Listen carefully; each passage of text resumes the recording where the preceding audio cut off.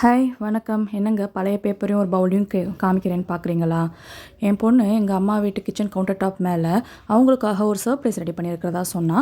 அம்மா வந்து ஓப்பன் பண்ணி பார்த்தா சந்தோஷப்படுவாங்கன்னா ஓப்பன் பண்ணி பார்த்தாங்க. பாருங்கள் என்ன எழுதியிருக்கான்னு. அம்மம்மா, you work so hard for cooking and other stuffs. How about you take a rest அப்படின்னு எழுதியிருந்தாங்க. அவள் என்கிட்ட கேட்டா ஒரு நாள், அம்மா நீங்கள் நம்ம வீட்டில் எல்லா வேலையும் நீங்கள் தானே பார்ப்பீங்க, இங்கே வந்து ஏன் ஒரு வேலையும் செய்கிறதில்ல அப்படின்னு கேட்டா. நான் வெக்கேஷன் வந்திருக்கேன்டா, அதான் ரெஸ்ட் எடுக்கிறேன் அப்படின்னேன்.